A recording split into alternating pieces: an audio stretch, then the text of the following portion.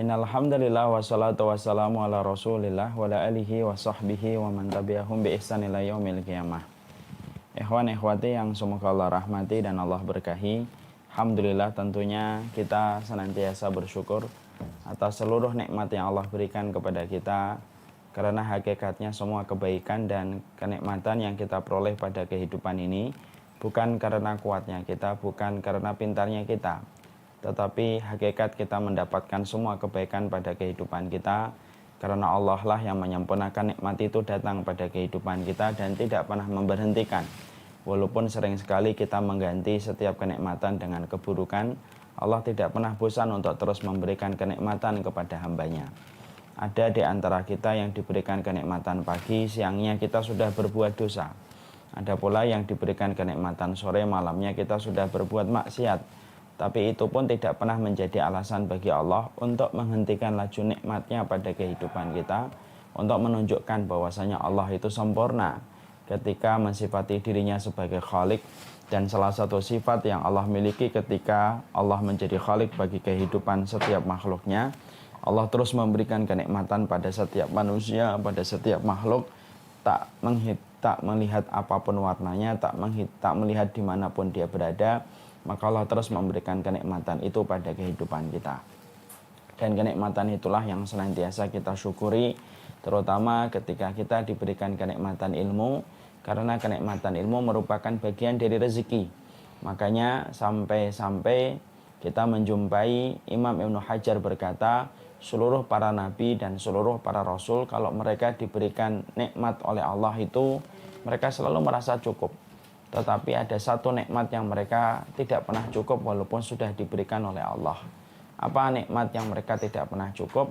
Yaitu adalah mereka meminta tambahan supaya mereka diberikan rezeki nikmat, yaitu adalah ilmu. Makanya doanya Nabi Musa, warzuqni fahma, berikanlah tambahan kepadaku rezeki tentang ilmu dan kefahaman. Menunjukkan kepada kita bahwasanya ilmu adalah rezeki, dan siapapun yang mendapatkan ilmu pada kehidupan ini sampai dia paham tentang urusan akhiratnya, berarti dia telah mendapatkan rezeki terbaik. Karena ilmu itulah yang akan membedakan mana lubang ular, mana lubang tikus, mana itu jalan ke surga, mana itu jalan ke neraka, mana itu hak dan mana itu batil ketika semua orang itu memiliki ilmu. Karena hakikatnya ilmu tongkat bagi orang yang beriman, sebagaimana tongkat sangat vital bagi orang yang buta ketika menuntun dia menyisiri jalan supaya tidak terperosok kepada solokan dan got. Kepada Allah kita meminta supaya kita diberikan ilmu, dan semoga Allah terus menjadikan kita berproses dalam setiap kebaikan ilmu yang kita kaji dan kita pelajari. Jamaah yang semoga Allah rahmati dan Allah berkahi, kita tentunya paham bahwasanya Ramadan itu disebut oleh para ulama, Ramadan itu bukan hanya sekedar nama, tetapi sesungguhnya Ramadan itu sejatinya adalah pola ideal kehidupan seorang mukmin. Jadi kalau kita masih menganggap Ramadan itu nama, berarti harus mulai kita kasih pencerahan. Sesungguhnya Ramadan itu bukan hanya nama bulan, tetapi Ramadan itu sejatinya adalah pola kehidupan ideal hamba orang yang beriman, harusnya adalah sebagaimana pola kehidupan dia ketika di Ramadan. Bukankah kita sepakat kalau kita di Ramadan, atmosfer ketaatan sangat kita rasakan. Kita mudah untuk tilawah, kita mudah untuk sholat sunnah, kita mudah untuk sholat di masjid, kita mudah untuk melakukan kebaikan di bulan Ramadan. Bahkan bangunnya pun kita jam 3, setengah 3, jam setengah 4 kita sudah bangun tanpa merasa berat. Lalu kita lanjutkan pada satu episode ibadah kepada ibadah berikutnya sampai malam. Dan itu kita lakukan secara terus-menerus pada satu bulan. Dan itulah pola kehidupan ideal seorang mukmin. Mereka yang senantiasa ketika menjadikan pola hidupnya sebagaimana pola hidupnya di Ramadan, maka sesungguhnya hakikatnya dia tidak pernah berpisah dengan Ramadan. Karena Ramadan itu sebenarnya tidak pernah berpisah dengan kita. Karena pola hidup Ramadan itulah yang kita bawa pada bulan Syawal, yang kita bawa pada bulan Dzulqa'dah, yang kita bawa pada bulan Dzulhijjah. Karena siapapun yang membawa hidupnya sebagaimana pola hidupnya ketika Ramadan, berarti hakikatnya dia tidak pernah berpisah, dia tidak pernah mengucapkan goodbye kepada Ramadan, karena Ramadan itu tetap dia jalankan kebiasaannya dan rutinitasnya. walaupun Ramadan nama bulan sudah dia tinggalkan hampir 1 bulan yang lalu. Setelah kita mengetahui bahwasanya Ramadan itu merupakan pola dan Ramadan adalah merupakan tempat kita untuk menabung amal, dan itu merupakan golden time-nya kita untuk melakukan satu amal kebaikan, itu kita lakukan secara maksimal di bulan Ramadan, sembari kita menjaga pola hidupnya kita hari ini sebagaimana pola hidup kita di Ramadan. Tapi kita juga harus paham, ada satu hal yang menjadi renungan untuk kita. Kapan bangunan itu akan sempurna? Kalau kita sibuk membangun tetapi kita membiarkan sisi yang lainnya ada yang merusaknya. Ada sebuah kata-kata hikmah yang sangat indah untuk kita renungkan. Mata balagal bunyanu tamamahu wal akhar yahdimuhu. Kapan bangunan itu akan sempurna? Kalau kamu sibuk membangun tetapi kamu biarkan sisi yang lainnya dirusak sama yang lain, maka bangunan itu tidak akan pernah sempurna. Kalau kita di satu sisi membangun, di satu sisi kita merusaknya. Maka sama, selayaknya kita ketika sudah mengetahui Ramadan itu merupakan golden time-nya kita kemarin ketika kita beramal dan beribadah kepada Allah pada waktu di bulan Ramadan, maka sesungguhnya kita juga harus paham. Ternyata ada orang-orang yang mereka itu beramal, terutama setelah mereka menyelesaikan amal besar, salah satunya amal di bulan Ramadan, ternyata persis sebagaimana kata hikmah yang tadi kita terangkan. Kapan sebuah bangunan itu sempurna? Kalau kemudian bangunan itu ternyata kita sibuk membangun di satu sisi tetapi membiarkan sisi yang lainnya itu dirusak. Dan ternyata ada orang yang beramal itu semacam itu. Ada orang yang beramal, setidaknya mungkin amal Ramadan, tetapi ternyata di sisi yang lainnya dia melakukan perkara-perkara yang merusak dari apa yang telah dia lakukan susah payah di bulan Ramadan. Makanya selayak amal kebaikan, kapan akan sempurna, akan memberatkan mizan kebaikan? Kalau di waktu pagi kita memintal amal kesolihan, tapi di ujung sore kita menggunting setiap apa yang telah kita pintal dari amal soleh itu dengan kita merusaknya. Dan itulah yang menjadi renungan buat kita. Kita tidak ingin Ramadan yang telah kita lalui susah payah dan hari ini kita belajar untuk menjadikan Ramadan itu pola hidup, akhirnya rusak.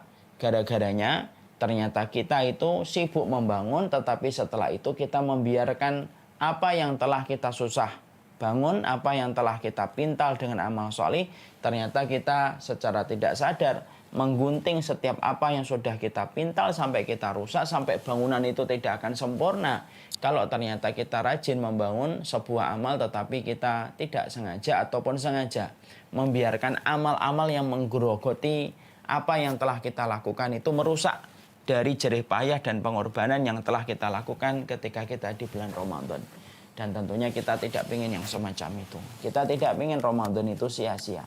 Karena sia-sianya Ramadan bukan hanya kualitas Ramadan yang berkurang, bukan karena ikhlasnya yang sedikit, tapi sia-sianya Ramadan itu apa? Kalau ada orang gali lubang tutup lubang, dia habis kemudian menggali lubang yang dalam, tapi setelah itu dia gali lagi, tutup lagi, gali lagi, tutup lagi.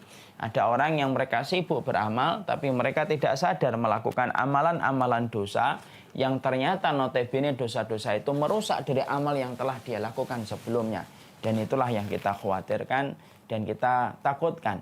Kalau kita menjadi alumni Ramadan, sudah kemudian menjadikan apa yang telah kita lakukan itu kemudian rusak disebabkan cara kita ketika tidak menjaga amal yang telah kita lakukan di bulan Ramadan.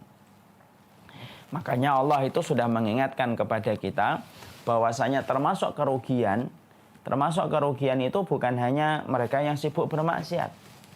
Jadi orang yang rugi itu bukan hanya mereka yang sibuk bermaksiat, tapi termasuk yang terjerumus pada pusar kerugian itu, dalam pusaran kerugian itu adalah orang yang mereka sibuk beramal kebaikan, tetapi mereka itu mendatangkan rayap yang menggerogoti amalnya.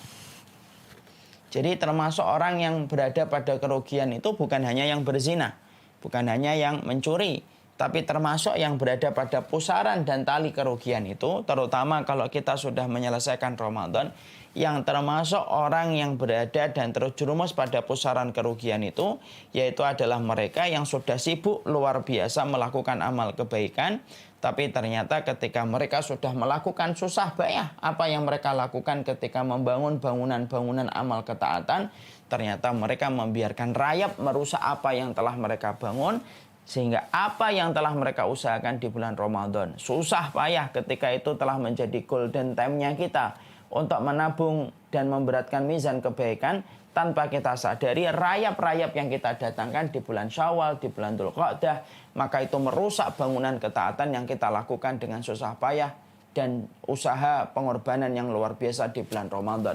Dan tentunya kita tidak mau hal itu terjadi.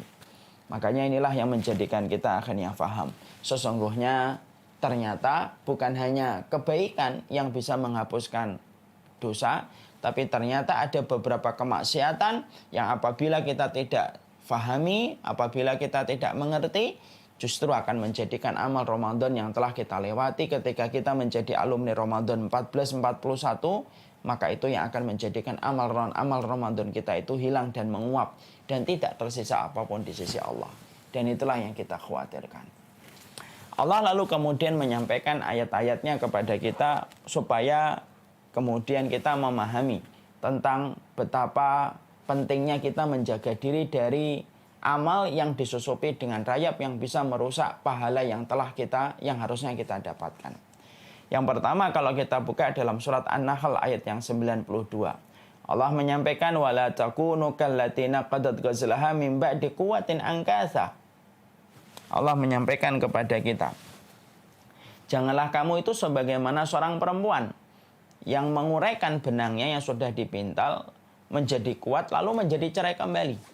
Jadi Allah itu memberikan sebuah perumpamaan yang sangat indah. Kamu itu jangan sebagaimana perempuan yang susah payah ketika malam dia memintal pakaian supaya pakaian-pakaian itu bisa terjalin dengan baik, lalu dengan serta-merta menjadi tercerai-berai. Itu menunjukkan, kalau kita membaca tafsir, itu menunjukkan orang-orang yang mereka beramal susah payah, tapi ternyata setelah mereka beramal susah payah, mereka merusak apa yang mereka telah pintal, mereka merusak apa yang telah mereka lakukan menjadi tidak ada harganya. Dan itu bukan hanya berbicara tentang pakaian, tapi ini berbicara tentang amal dan keimanan. Banyak orang yang mereka menghadirkan iman, tapi merusak iman yang telah mereka lakukan dengan susah payah. Banyak orang yang telah susah payah melakukan ketaatan, tapi membatalkan amal ketaatan yang mereka lakukan, sampai Allah itu membuat perumpamaan. Jangan kayak perempuan yang susah payah memintal, tapi setelah terpintal kuat, tapi dia merusak apa yang telah dia pintal semalam suntuk. Na'udzubillah min dzalik. Maka kemudian Allah juga mengatakan pada surat Muhammad ayat yang ke-33. Ya ayyuhalladzina amanu atiullaha wa atiur rasula wa la tubtilu a'malakum.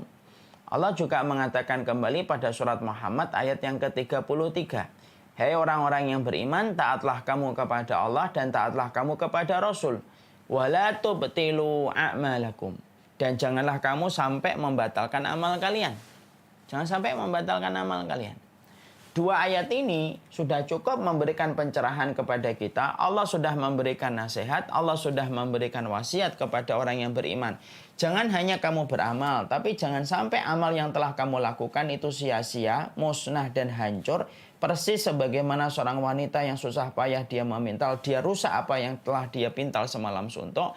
Dan janganlah kamu ketika kamu beriman, mentaati Allah dan mentaati Rasul, kamu membatalkan apa yang telah kamu lakukan dan apa yang telah kamu kerjakan dengan amal soleh kamu. Dan itu menjadikan kita akhirnya mikir, kita ini menjadi alumni Ramadan 1441. Hari ini kita sedang menerapkan pola hidup ideal sebagaimana di Ramadan. Tapi kita harus ingat, yang kita harus jaga dalam Ramadan yang telah kita lewati bukan hanya kita berdoa meminta supaya Ramadan kita diterima, tapi pastikan bahwasanya ketika kita telah menyelesaikan Ramadan 1441, kita jangan sampai melakukan sesuatu yang bersifat rayap yang bisa merusak amal yang telah kita lakukan susah payah ketika di bulan Ramadan, ketika kita tidak menyadari ternyata segala sesuatu ada perusaknya.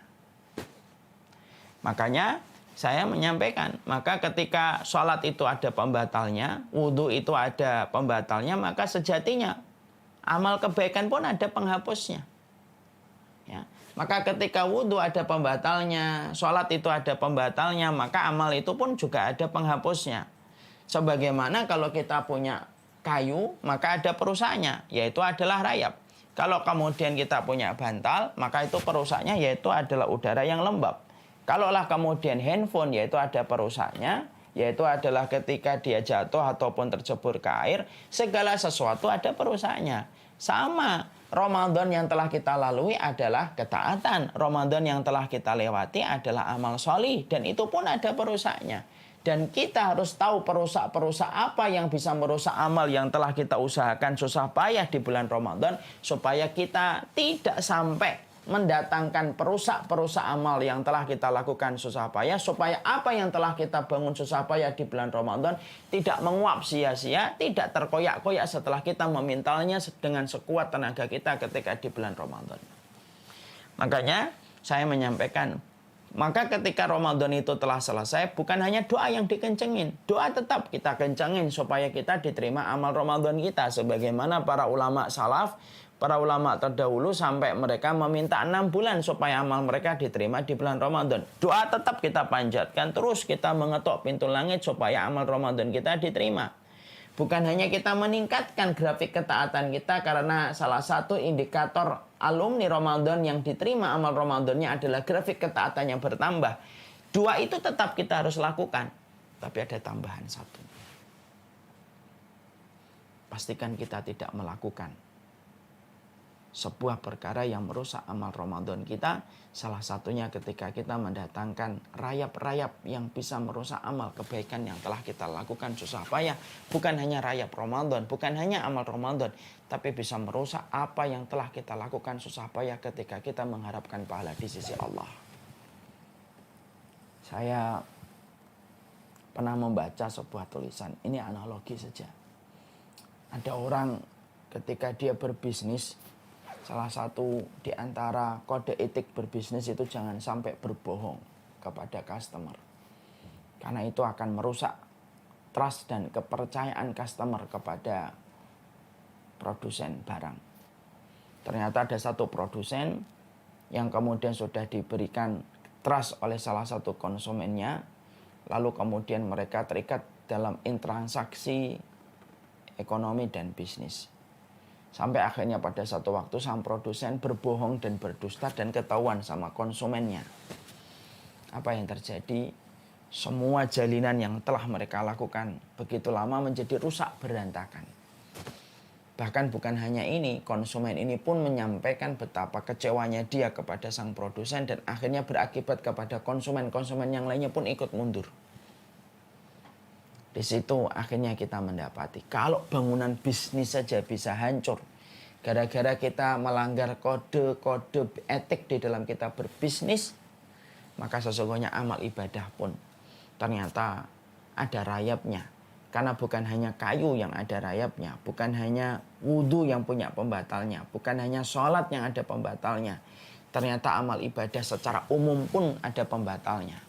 Dan kalau kita menjadi alumni Ramadan, bukan hanya doa yang kita panjatkan supaya Ramadan kita diterima dan mencatatkan nama kita di pintu Ar-Rayyan, bukan hanya berkomitmen menunjukkan grafik ketaatan yang bertambah bagus setelah Ramadan itu selesai, tapi pastikan ketika kita menjadi alumni Ramadan 1441, kita tidak melakukan hal-hal yang bisa menjadikan amal Ramadan kita pada waktu golden time kita ketika melaksanakan Ramadan itu bisa terhapus. Karena yang menjadi penyesalan itu apa? Yaitu adalah orang yang sudah susah bercocok tanam, tapi ternyata ketika akan panen, panennya rusak seketika oleh orang ataupun oleh hama. Maka kalaulah petani yang apabila tinggal menghitung hari akan panen, ternyata bisa nyonsel, bisa sedih, shock.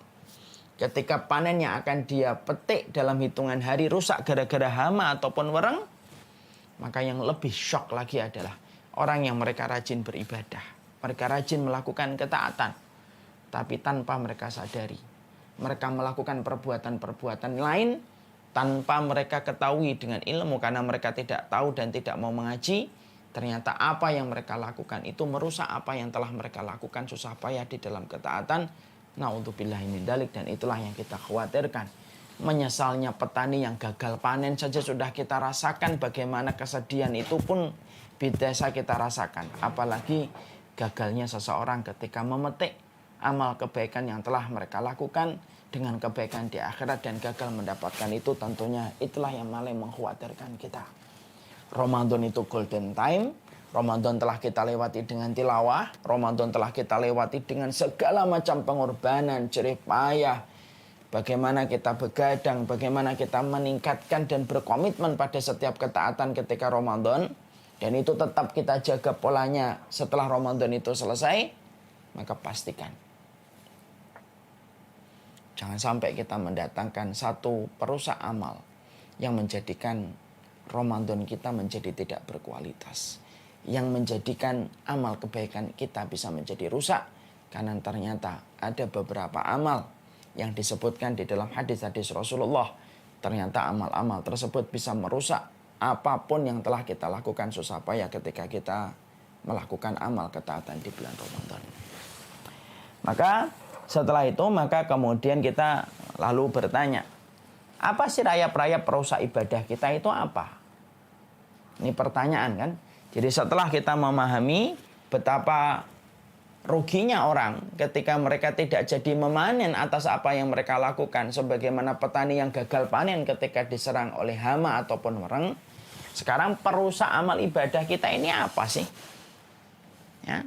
Dan ini penting karena kita menjadi alumni pada sebuah madrasah besar yang bernama Ramadan. Kita menjadi alumni pada sebuah golden time yang telah kita lewati dengan seluruh jerih payah kita, begadang kita, pengorbanan kita ketika di Ramadan. Maka penting kita harus tahu apa itu rayap-rayap yang bisa merusak amal ibadah kita, supaya kita mampu menjaga diri kita dari perkara itu, supaya perkara itu tidak menyengat pahala kita yang telah kita lakukan di bulan Ramadan, supaya amal pahala kita terjaga di sisi Allah, dan pahala itulah yang akan mencatatkan nama kita di pintu Ar-Rayyan. Maka ada beberapa hal yang kemudian kita harus lakukan. Yang pertama, yaitu adalah orang yang mereka itu bisa rusak amal ibadahnya, bahkan bisa merusak amal seluruhnya dari amal ibadah yang telah mereka lakukan dan telah mereka kerjakan. Yaitu adalah yang pertama, orang-orang yang mereka itu setelah melakukan ketaatan, setelah melakukan ibadah, setelah melewati Ramadan, tetapi kemudian mereka itu justru terjebak kepada penyakit kemunafikan. Ini yang pertama. Karena kemunafikan itu bukan penyakit ringan, bukan penyakit recehan, tapi ini penyakit besar. Penyakit yang banyak dihinggapi oleh manusia di akhir zaman itu adalah menjadi munafik. Dan semua dari kita harus merasa khawatir dengan penyakit kemunafikan. Jangan merasa ketika kita bicara tentang ini kemudian kita merasa kita bukan munafik. Jangan gitu. Hasan Al-Basri menjelaskan, orang yang merasa dirinya itu khawatir untuk menjadi munafik berarti dia mukmin. Tapi siapapun orang yang merasa aman kalau dirinya bukan munafik, hati-hati. Bisa jadi tumbuh penyakit kemunafikan pada hatinya dan jiwanya. Sekarang kita harus paham, berarti kemunafikan ini perkara yang betul-betul merusak. Bukan hanya merusak Ramadan, tapi bisa merusak amal ibadah kita. Jadi betul-betul bisa merusak amal ibadah kita, itu salah satunya adalah penyakit kemunafikan. Penyakit kemunafikan itu bukan sebagaimana definisi orang-orang awam. Orang awam itu kalau memberikan definisi kemunafikan sering berkata, alah pura-pura nggak mau tapi hatinya mau, munafik loh. Nah, itu definisi orang awam. Definisi yang tidak berdasar dan tidak sama sekali memiliki referensi. Bukan itu orang munafik. Ya, kalau semua dosa setiap orang pasti mau, tapi yang membedakan adalah orang mukmin adalah orang yang mampu menahan dirinya dari dosa. Jadi definisi kemunafikan bukan itu. Lalu apa definisi kemunafikan yang bisa sangat kita khawatirkan mengganggu amal kita ketika kita telah kerjakan susah payah, mengganggu amal Ramadan kita, mengganggu haji kita, mengganggu umrah kita, mengganggu seluruh ketaatan kita, sampai betul-betul supaya ibadah itu tidak sia-sia, supaya Ramadan kita tidak sia-sia, pastikan diri kita tidak memiliki sifat yaitu adalah kemunafikan. Munafik itu, sekarang munafik diambil dari kata nafak, yang artinya lubang. Itu adalah orang yang masuk lubang sini, keluarnya lubang sana. Itu namanya nafak. Terowongan namanya nafak. Karena masuknya dari sini, keluarnya di sana. Itu secara bahasa.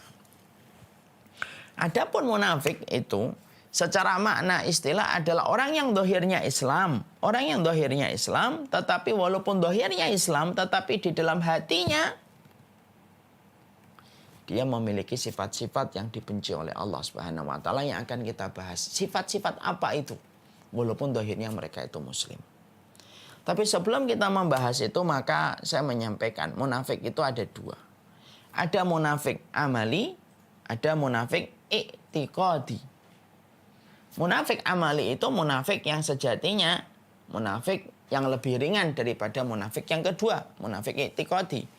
Munafik amali itu yang sering kita dengarkan bagaimana para teman-teman kita, sahabat kita suka berkata, ayatul munafik salasah.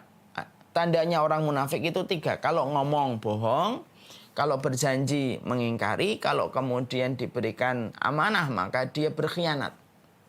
Itu disebut dengan munafik amali. Munafik ini yang pertama, munafik tidak mengeluarkan dia dari agama Allah. Munafik ini tidak membatalkan amal kebaikan. Munafik amali tidak membatalkan ibadah yang kita lakukan dan kita kerjakan. Jadi kalau ada orang ketika dia menyelesaikan Ramadan, kadang dia masih bohong, bohongnya dia mendatangkan dosa, tapi tidak berakibat merusak Ramadan yang telah dia lewati. Ada orang ketika berjanji mengingkari, maka ketika habis haji, hajinya tidak terpengaruh dengan apa yang dia lakukan. Karena itu disebut dengan munafik amali. Munafik secara perbuatan yang tidak membatalkan amal kebaikan dan tidak mengeluarkan seseorang dari agama Islam. Itu namanya munafik amali. Ada yang kedua yang disebut dengan munafik i'tiqadi. Munafik i'tiqadi itu apa? Munafik keyakinan. Yaitu munafik keyakinan itu adalah seorang munafik yang betul-betul dia itu dohirnya Islam, dia sholat, dia puasa, dia zakat, bahkan dia haji dan umrah, tapi di dalam hatinya dia memiliki hati dan akal yang dibenci oleh Allah, yang menjadikan dia tertolak seluruh amal yang telah dia lakukan dan tertolak seluruh ibadah yang dia kerjakan. Walaupun dia melakukan ibadah itu semuanya, tetapi karena hatinya yang melakukan sesuatu yang dibenci dan dimurkai oleh Allah, itulah yang menjadikan ibadahnya tidak tersisa di sisi Allah Subhanahu wa taala. Inilah yang paling parah, inilah yang paling kita khawatirkan. Menjadi alumni Ramadan tetapi terjangkiti dengan kemunafikan i'tiqadi. Melewati tawaf tapi hatinya munafik i'tiqadi. Salat tetapi dia munafik i'tiqadi. Tilawah, membaca Al-Quran tapi dia munafik i'tiqadi.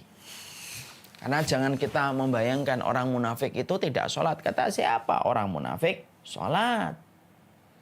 Jangan pernah kita mengatakan orang munafik itu tidak puasa. Kata siapa? Orang munafik itu puasa.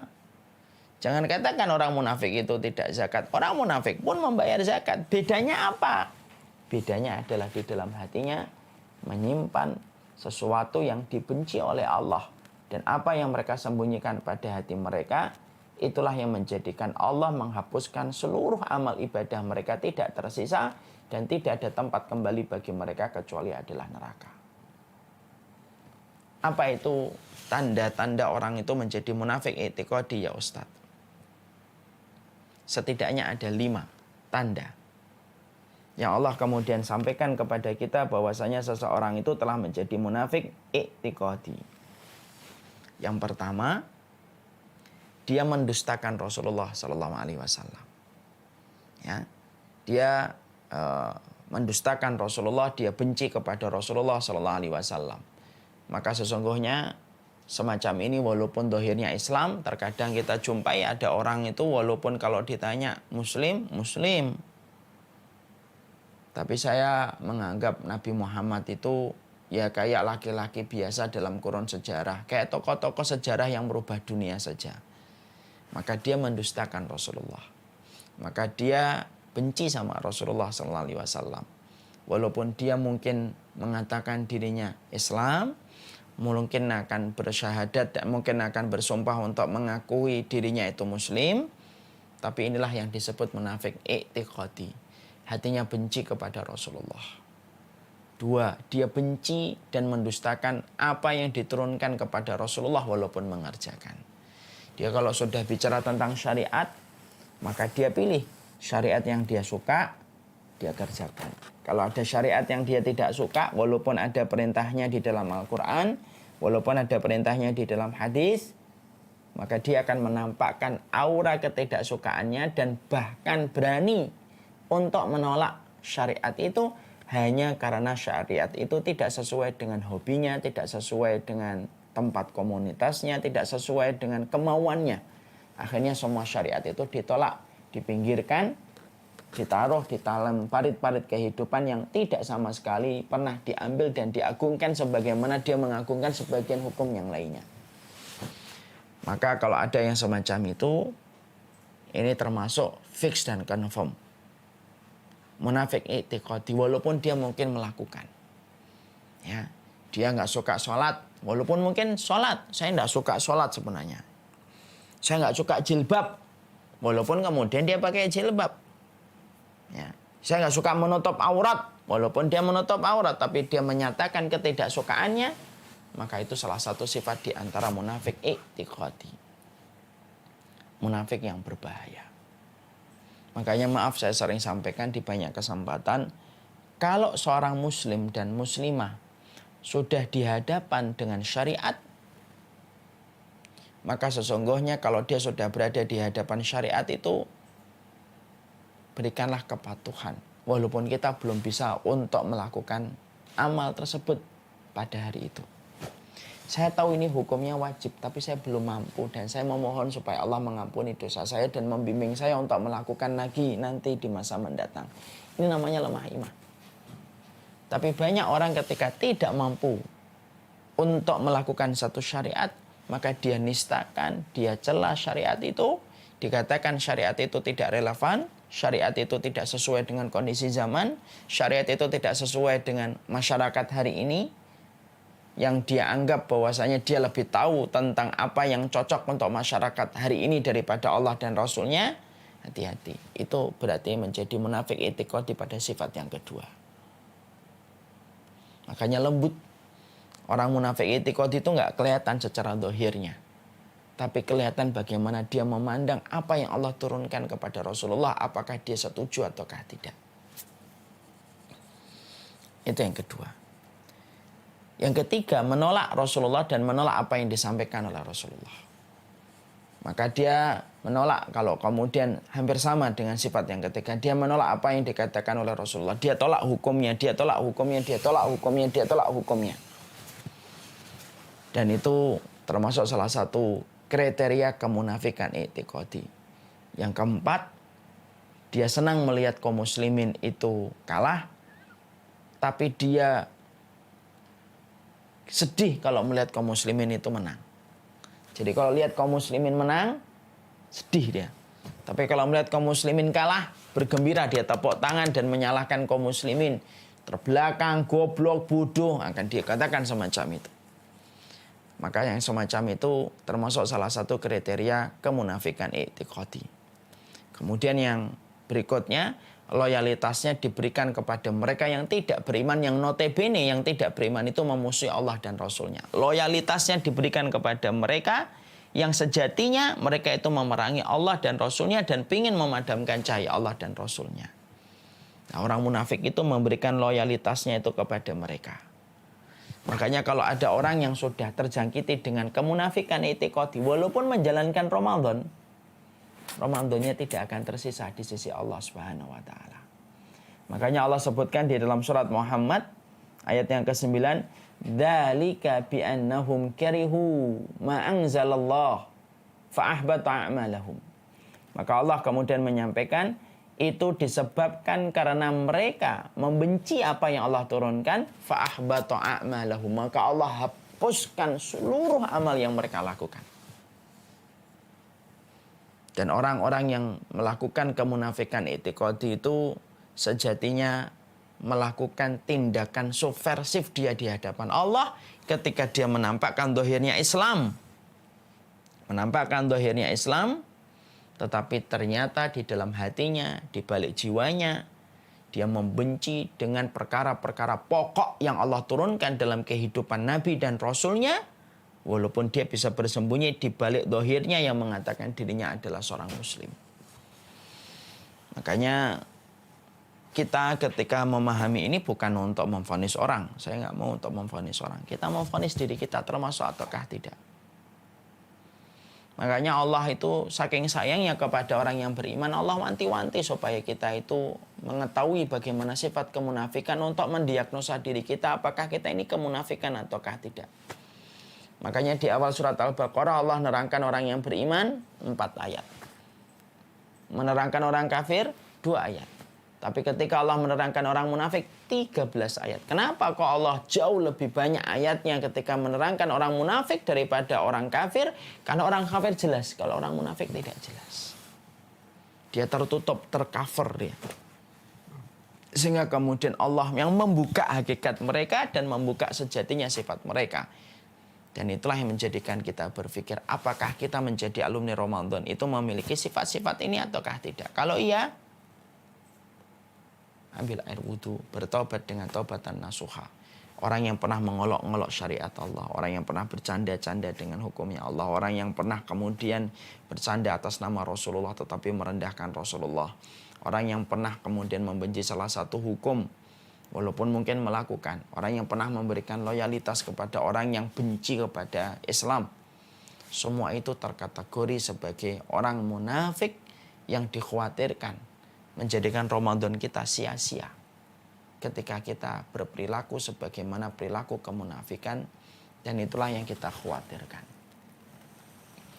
Makanya saya tadi mengatakan orang yang merasa dirinya ada penyakit kemunafikan itu sejatinya adalah orang yang beriman. Tapi orang yang sejatinya dia merasa tidak ada kemunafikan, sejatinya itu adalah ada kemunafikan yang tumbuh pada hatinya. Saya tentunya mengkondisikan hatta untuk diri saya sekalipun. Kita pun tidak boleh merasa, oh ini bukan saya. Merasa munafik yang mendorong kita untuk melakukan kebaikan, melakukan ketaatan, bersimpuh kepada Allah, bersujud kepada Allah, yang membuat kita ketakutan ketika diri kita khawatir diri kita munafik itu jauh lebih baik daripada merasa diri kita bukan munafik. Ya, ada nggak munafik pada zaman Rasulullah, Ustaz? Ada. Namanya Abdullah bin Ubay bin Salul. Salat, salat. Puasa, puasa. Zakat, zakat. Sedekah, sedekah. Haji, haji. Tapi Allah justru menurunkan satu ayat tentang Abdullah bin Ubay dan orang-orang yang menjadi kelompoknya Abdullah bin Ubay. Innal munafiqina fit darkil asfali minan nar. Sesungguhnya orang munafik itu berada di dalam keraknya neraka yang paling dalam. Ayat itu khitabnya, objeknya berbicara tentang Abdullah bin Ubay.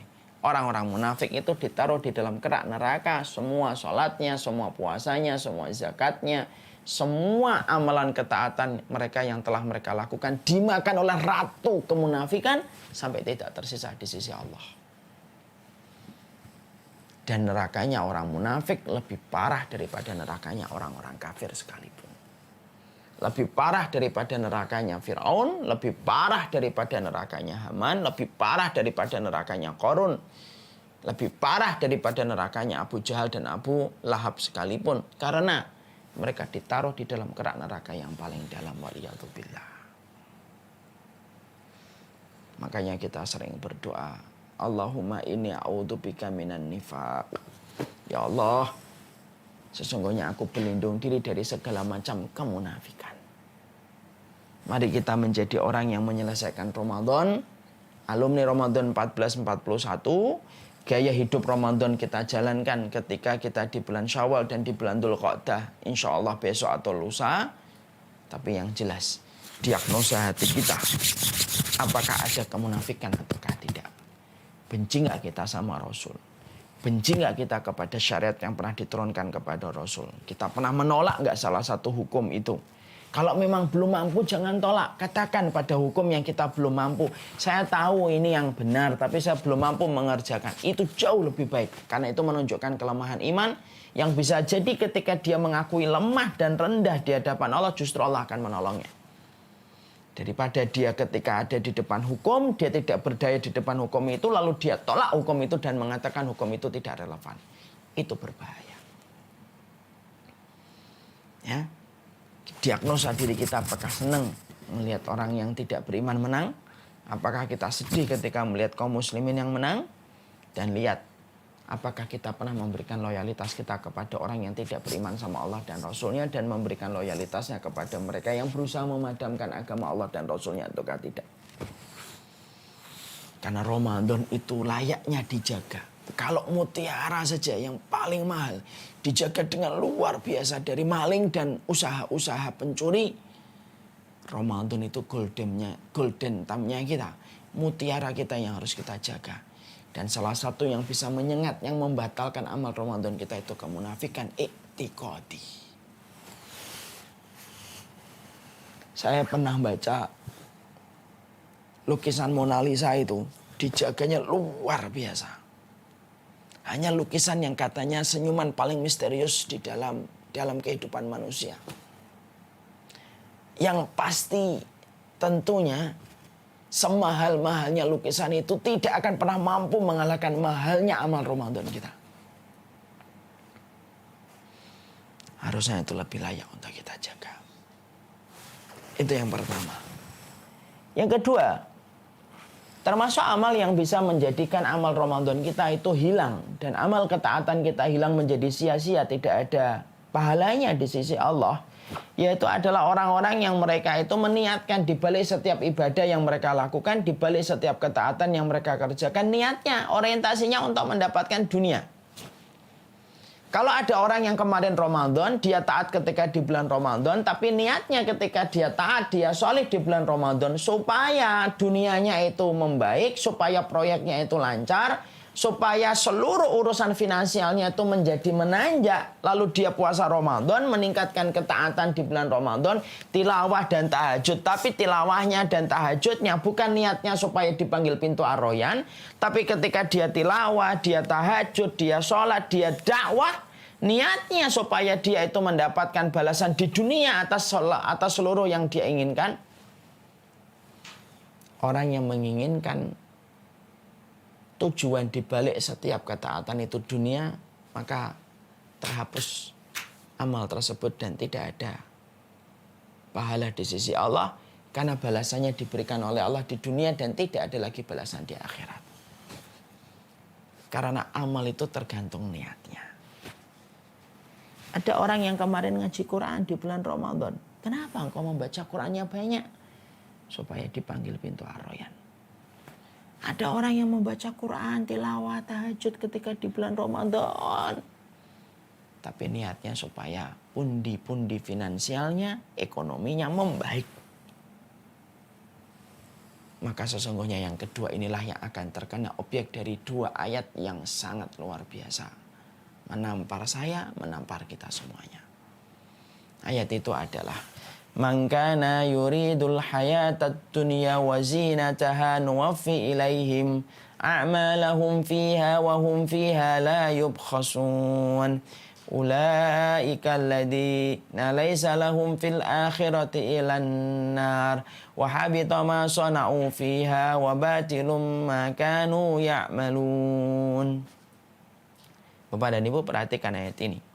Barang siapa yang menghendaki dari apapun yang dia lakukan itu adalah kehidupan dunia dan perhiasannya, nuwaffi ilaihim a'malahum fiha wa hum fiha la yubkhasun. Kami berikan kepadanya apa yang mereka inginkan dan kami berikan balasan pekerjaannya secara sempurna dan mereka tidak dirugikan, tidak dikurangi sama Allah. Kalau ada orang yang niatnya untuk dunia, dikasih dunia oleh Allah, tidak dikurangi sedikit pun oleh Allah.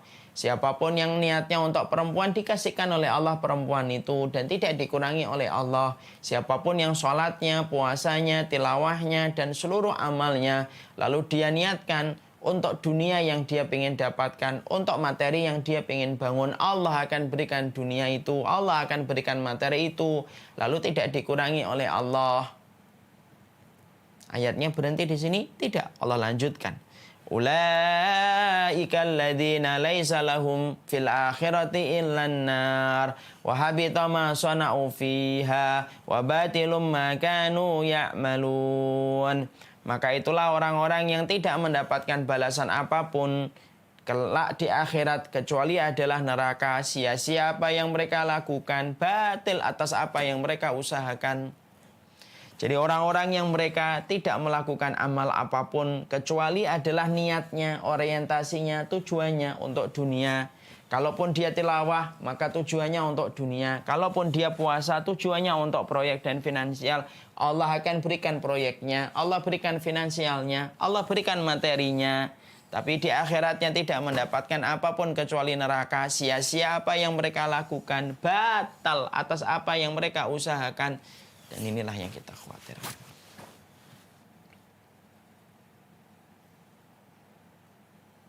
Kita ini kadang-kadang tidak sadar. Kalau beramal karena manusia saja menjadikan amal itu tidak diterima oleh Allah. Apalagi amal yang kita lakukan untuk dunia.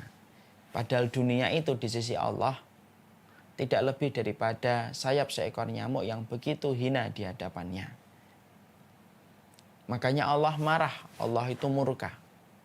Kalau ridhonya disejajarkan oleh manusia dengan dunia yang tidak lebih daripada sayap seekor nyamuk.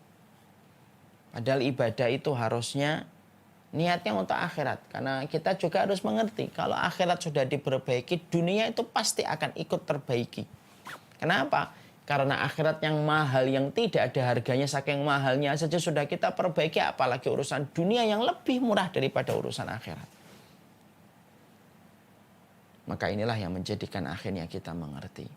Rayap amal yang kedua, yang bisa membatalkan amal Ramadan kita itu adalah, kalau ada di antara kita Ramadan kemarin, tiba-tiba sholatnya lebih panjang daripada tahun lalu, tapi yang terselip adalah niat untuk mendapatkan kemudahan dunia. Kalau ada di antara kita kemarin yang Qur'annya, khatamnya itu jauh lebih banyak daripada tahun lalu, tapi ujung dari semua bertambahnya ketaatan itu, ujung-ujungnya hanya untuk mendapatkan kebaikan urusan dunia.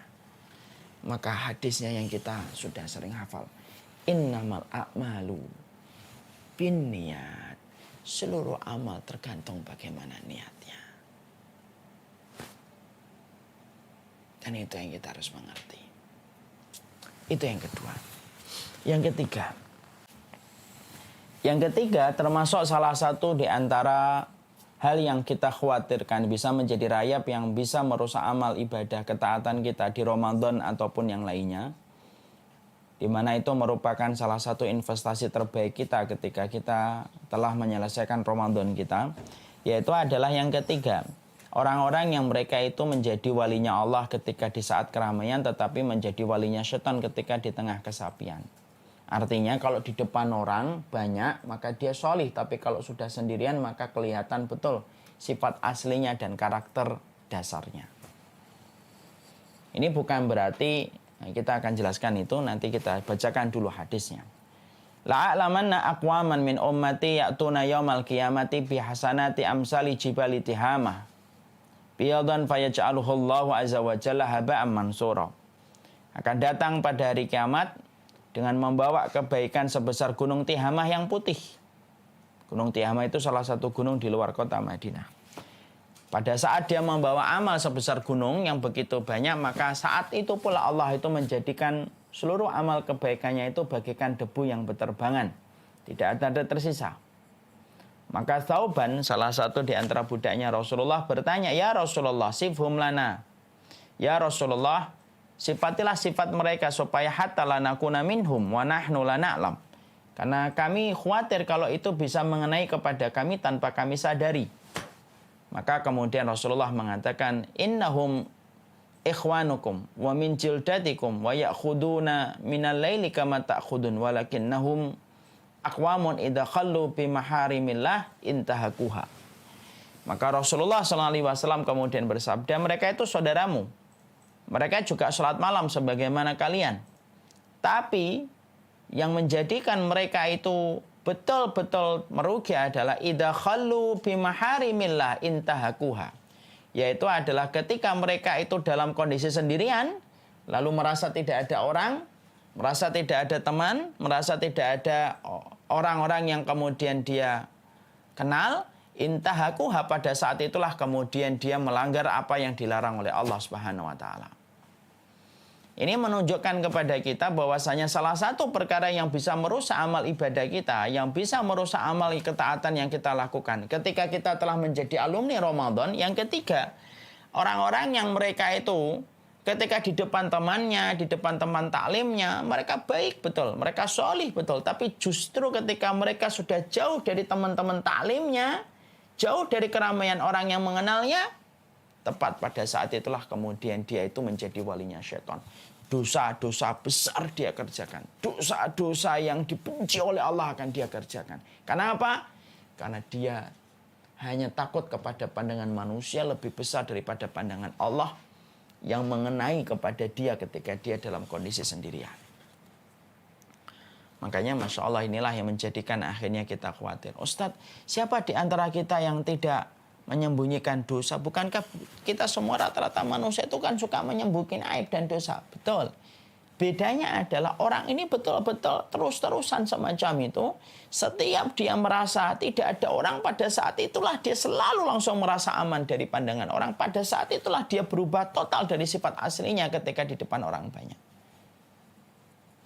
Ada orang yang ketika Ramadan bisa semacam ini? Banyak. Yang ini kita khawatirkan. Hadis ini bisa mengenai kepada siapapun, tak terkecuali yang bicara. Makanya kemudian ketika kita menjadi alumni Ramadan, lalu pengen menjaga investasi yang telah kita torehkan susah payah ketika kita di bulan Ramadan, pastikan. Jadilah walinya Allah di tengah keramaian. Jadilah wali Allah itu di tengah kesepian. Jangan kemudian mencari simpati di balik manusia. Kalaulah setiap manusia itu tahu betapa cepatnya dia dilupakan setelah dia meninggal dunia, dia tidak akan berusaha mati-matian untuk mencari simpati manusia. Orang yang paling layak, sesuatu yang paling layak untuk dijadikan motivasi meninggalkan dosa itu Allah. Maka inilah yang menjadikan alumni Ramadan itu memperhatikan rayap yang ketiga. Rayap yang pertama kemunafikan, rayap yang kedua orientasi dunia, rayap yang ketiga, jadilah orang yang berusaha untuk tetap solih walaupun di tengah kesendirian.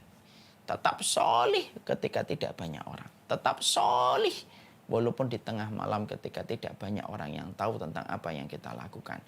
Orang yang tetap takut kepada Allah walaupun tidak banyak mata manusia yang melihatnya, walaupun tidak banyak mata manusia yang menjumpainya, itulah orang-orang yang mereka itu mendapatkan kedudukan di sisi Allah. Makanya Nabi Yusuf, walaupun dia sendirian digoda istri sang raja sudah menawarkan kepadanya supaya perbuatan zina itu tidak akan dia sebarkan kepada siapapun dan akan menjadi rahasia mereka berdua. Tarikan untuk melakukan dosa itu besar. Pada saat Yusuf tidak ada yang mengenal beliau di tempat dia ketika terasing. Tapi Nabi Yusuf meninggalkan perempuan itu semata-mata karena Allah. Dan Allah menyempurnakan pujiannya kepada Yusuf. Karena salah satu di antara laki-laki yang dipuji oleh Allah, yaitu adalah Yusuf alaihi salam. Hadis itulah kita akhirnya memahami rayap yang ketiga. Yang menjadi pembatal amal kebaikan kita itu ketika kita banyak menjadi walinya Allah ketika keramaian, tetapi menjadi walinya syaitan ketika di tengah kesepian. Yang keempat, yaitu termasuk yang bisa merusak amal Ramadan kita itu adalah gampang memvonis orang tidak diampuni dosanya oleh Allah.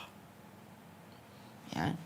Makanya pada satu kisah yang pernah diceritakan dalam hadis riwayat Muslim ini, ada seorang laki-laki menjumpai saudaranya berbuat dosa, dia nasihatin.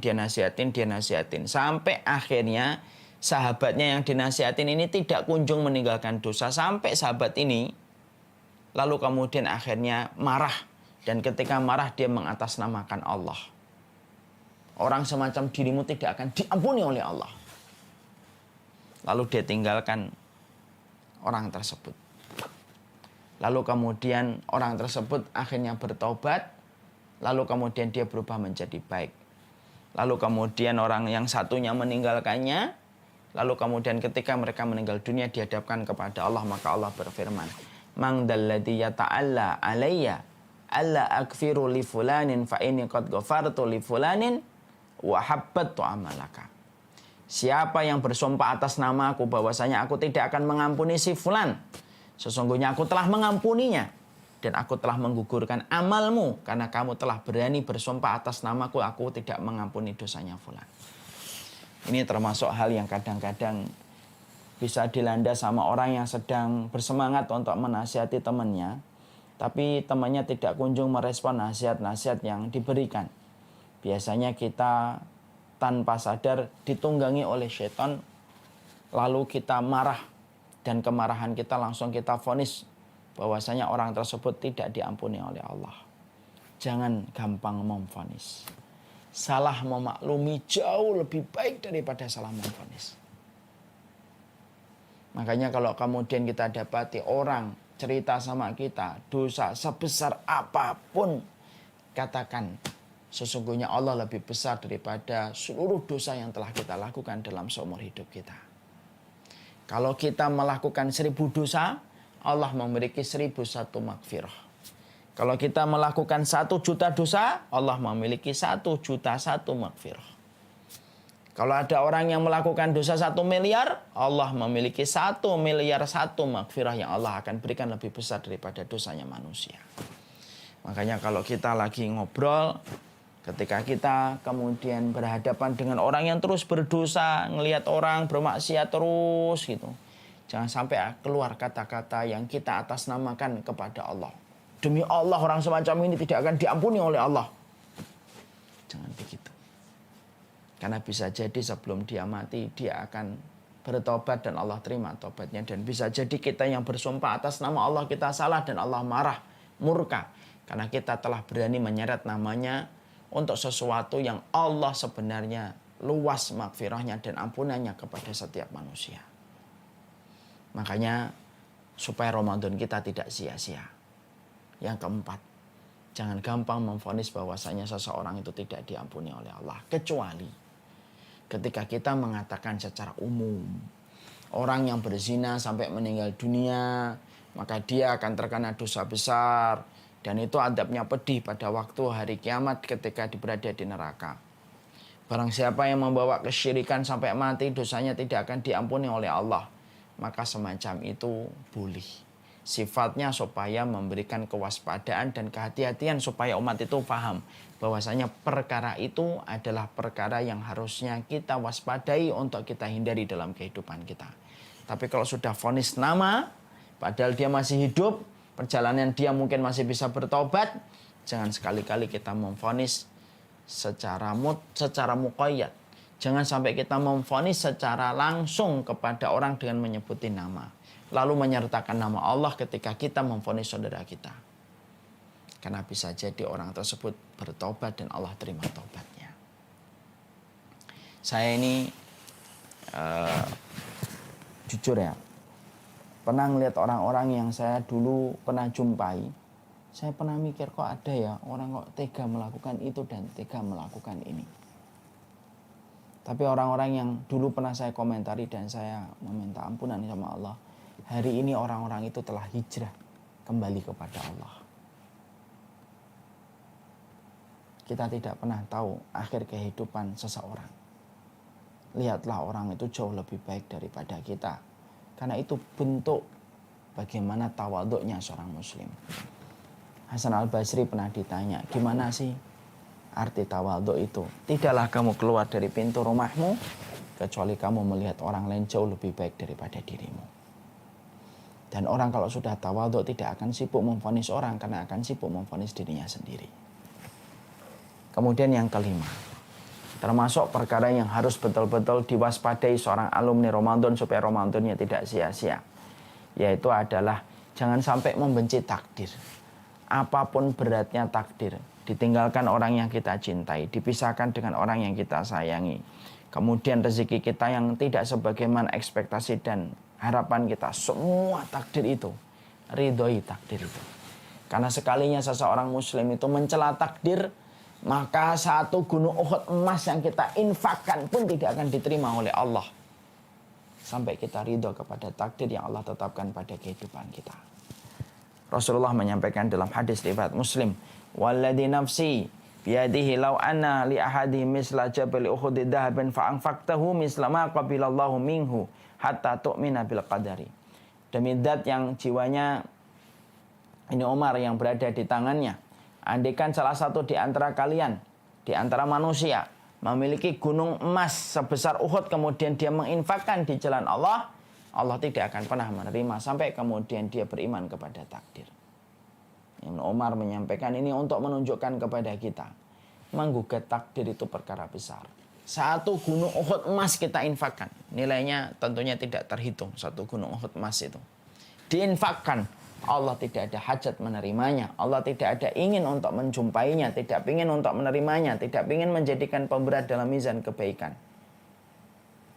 Sampai kita beriman kepada takdir. Kita tidak tahu habis Ramadan ini apa saja yang kita dapatkan. Ada yang Ramadan kehilangan ayah, kayak saya. Ada yang mungkin Ramadan kehilangan ibu. Ada yang orang habis Ramadan kehilangan pekerjaan.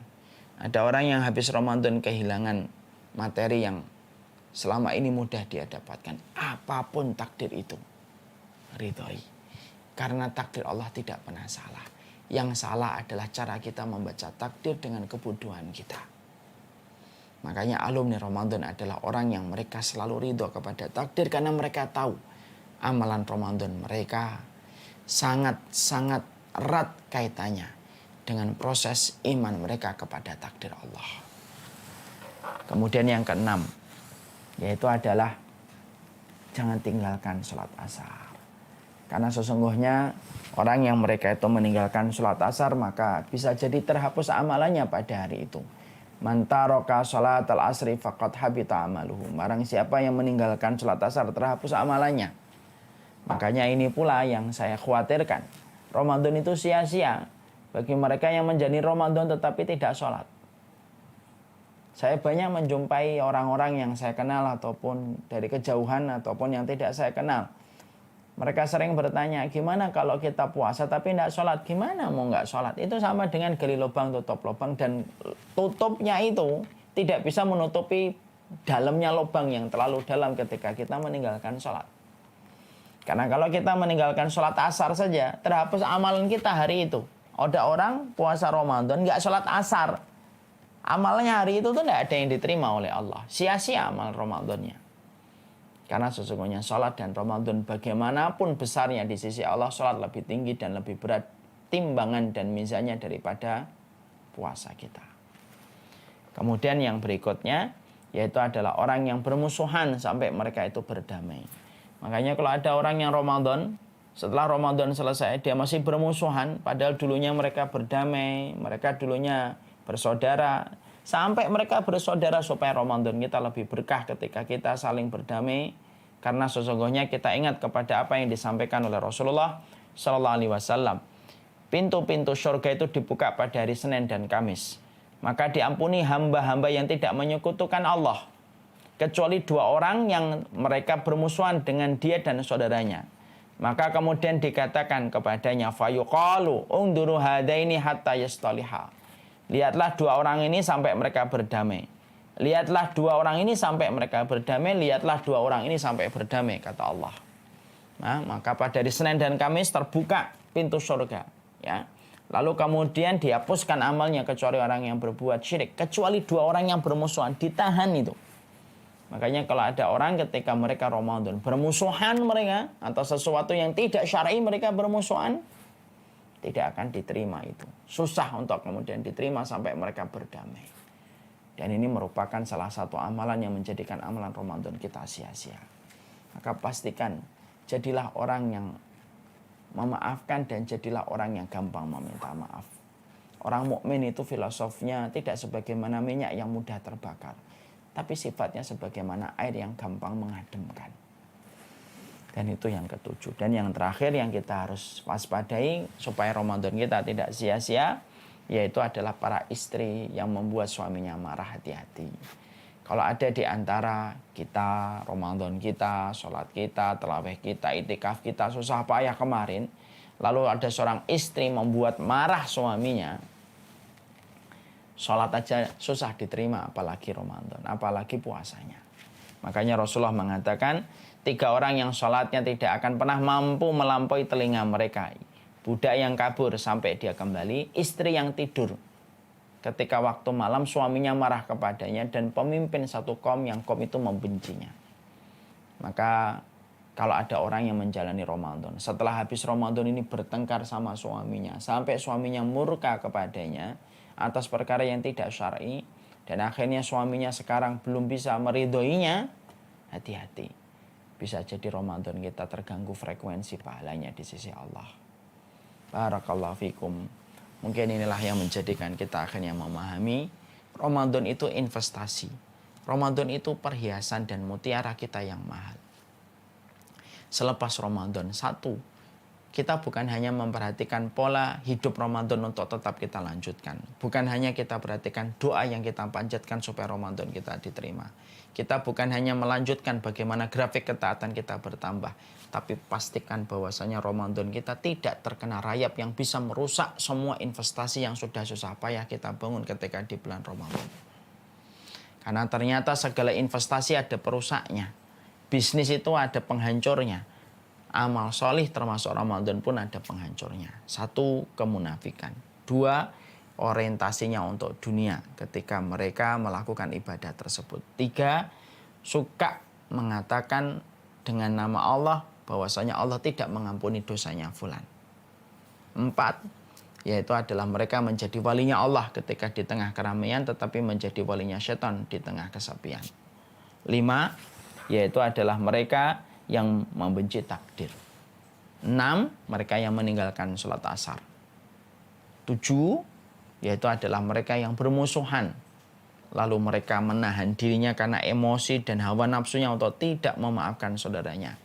Dan yang ke-8, yaitu seorang istri yang membuat murka suaminya.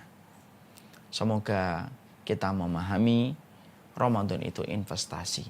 Dan investasi mahal ini tidak layak rusak. Hanya disebabkan karena kebodohan kita melakukan beberapa hal dari 8 tadi yang bisa merusak seluruh amal yang telah kita lakukan susah payah di bulan Ramadan. Kita sepakat Ramadan kita begadang. Kita sepakat Ramadan kita penuh dengan tilawah. Kita sepakat Ramadan kita penuh dengan rasa lapar dan kehausan. Kita sepakat Ramadan kita lalui dengan banyak pengorbanan harta. Jadikanlah itu investasi yang memberatkan mizan kebaikan kita. Jangan sampai rusak dengan 8 perkara yang sudah diwaspadai dan disampaikan oleh Rasulullah Sallallahu Alaihi Wasallam. Barakallahu fikum. Ini yang dapat saya sampaikan dalam pertemuan hari ini. Sudah setengah 12. Kita cukupkan kajian kita dan kita buka dengan tanya jawab. Mungkin 3 pertanyaan. Saya persilakan Akhi Sabto untuk memimpin tanya jawab.